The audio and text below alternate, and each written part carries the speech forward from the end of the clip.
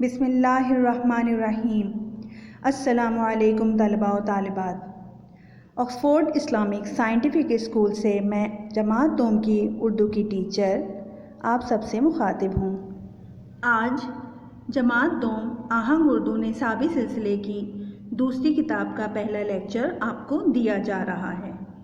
اس lecture کو بہت غور سے سنیں اور اچھی طرح سے سمجھیں۔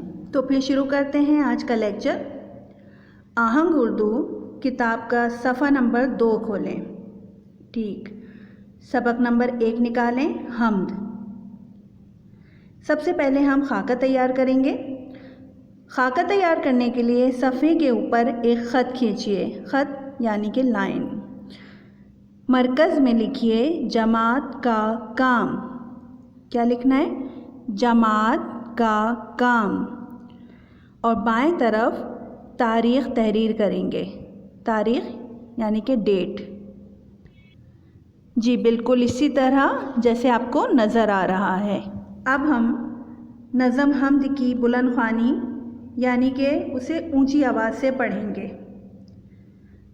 جیسے جیسے میں پڑھتی جاؤں گی آپ میرے ساتھ ساتھ اسے دہرائیں گے۔ اس کے علاوہ میں آپ کو نظم کی نثر بھی سمجھاتی جاؤں گی اور مشکل الفاظ کے معنی بھی بتاؤں گی۔ ہماری نظم حمد کا نام ہے زمین آسمان کے مالک، اور یہ نظم شاعر اسماعیل میرٹھی نے تحریر کی ہے۔ تو شروع کرتے ہیں حمد۔ حمد شروع کرنے سے پہلے یہ جاننا ضروری ہے کہ حمد کسے کہتے ہیں۔ حمد اس نظم کو کہتے ہیں جس میں اللہ تعالیٰ کی تعریف اور بڑائی بیان کی جائے۔ اپنی انگلی آپ رکھیے نظم پر اور ایک ایک لائن میں پڑھتی جاؤں گی اور آپ میرے ساتھ ساتھ دہرائیں گے۔ اے زمین آسمان کے مالک، اے زمین آسمان کے مالک، ساری دنیا جہان کے مالک، ساری دنیا جہان کے مالک، تن بدن اور جان کے مالک، تن بدن اور جان کے مالک، میں نہیں جانتا کہاں تو ہے، میں نہیں جانتا کہاں تو ہے۔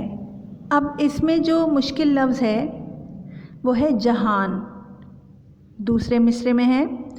اب جہان کے کیا معنی ہیں؟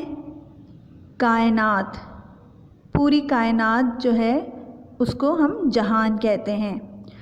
دوسرا لفظ ہے تن بدن۔ تن بدن یعنی ہمارا جسم۔ یہ ایک بند میں نے آپ کے سامنے پڑھا ہے۔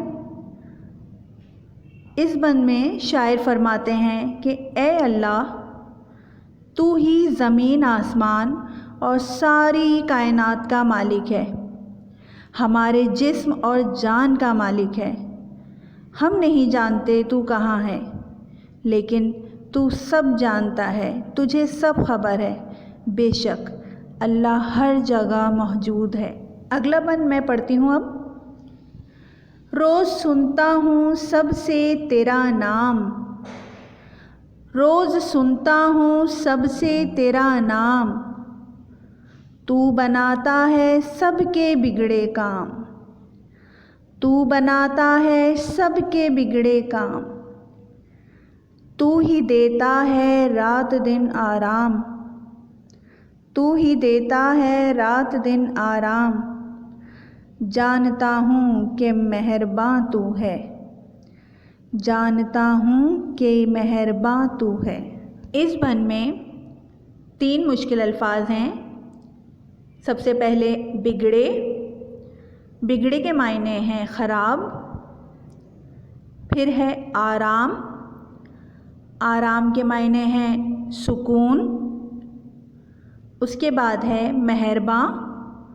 مہرباں کے معنی ہیں رحم کرنے والا۔ اس بند میں شاعر کہتے ہیں اے اللہ، ہم تیرا ہی ذکر کرتے ہیں اور تیری ہی عبادت کرتے ہیں، کیونکہ تو ہی سب کے بگڑے کام سنوارتا ہے۔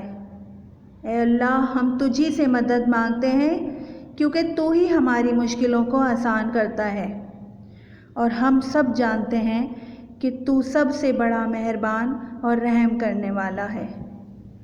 آخری بند پڑھیے میرے ساتھ۔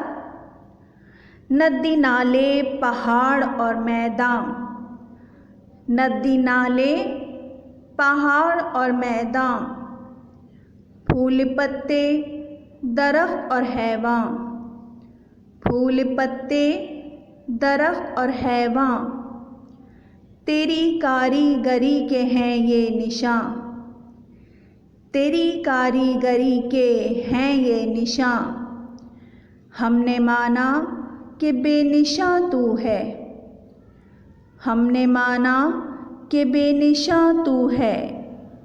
اس بند میں 2 مشکل الفاظ ہیں۔ پہلا لفظ ہے حیوان۔ حیوان کا مطلب ہوتا ہے جانور۔ دوسرا لفظ ہے کاریگری۔ کاریگری کے معنی ہوتے ہیں ہنر مندی،